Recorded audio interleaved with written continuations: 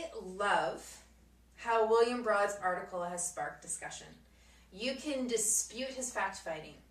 You can dispute the sensationalism. The truth of the matter, though, is there is an issue in yoga. For all the benefits, for all the miracles, and for all the magic that we've all seen within the practice of yoga, there are a lot of practitioners who, instead of getting more supple with the practice, are getting tighter, and many are hurting themselves. Yes, you could say that it has to do with age.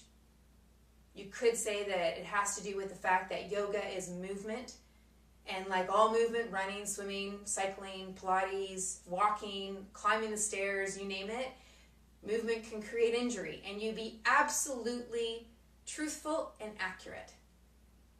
However, what if I told you there was another way?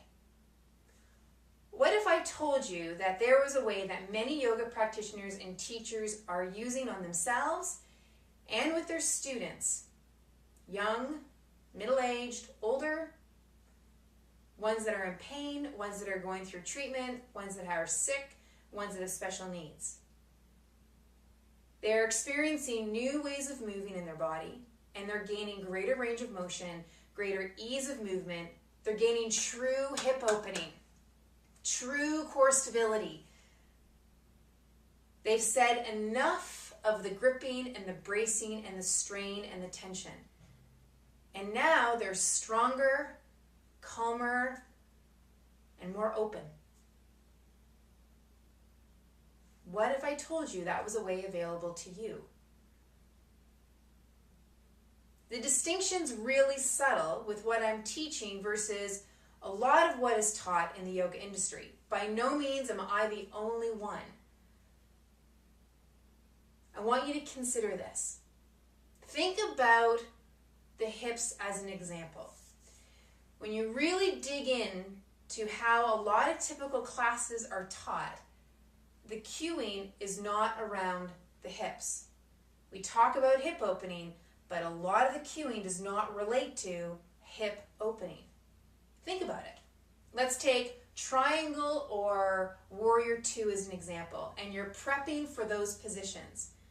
What is it that we say to prep for them?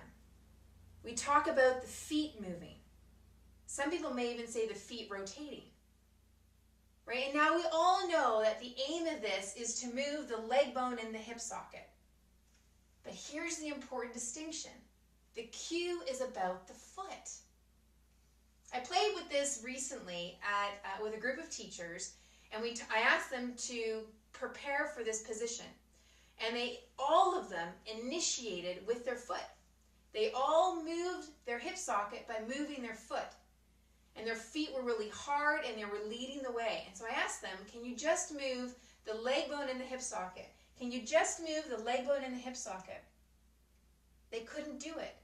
They initiated with their pelvis, they initiated with their knee, they initiated with their foot.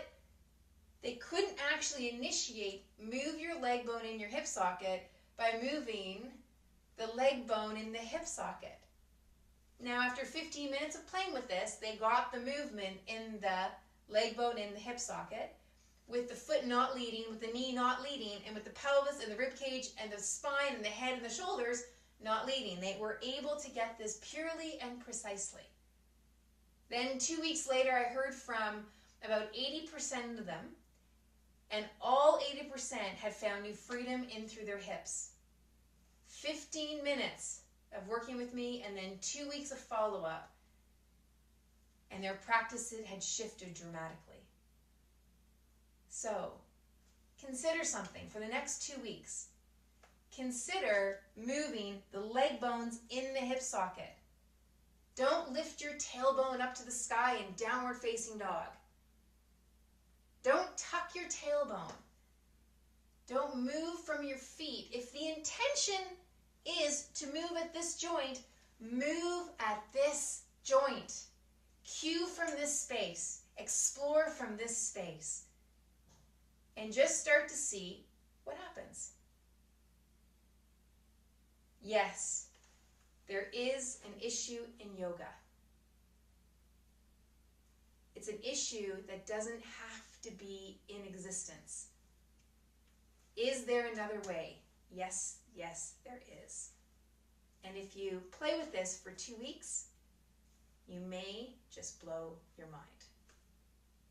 Have a great time exploring. Have fun on your mat.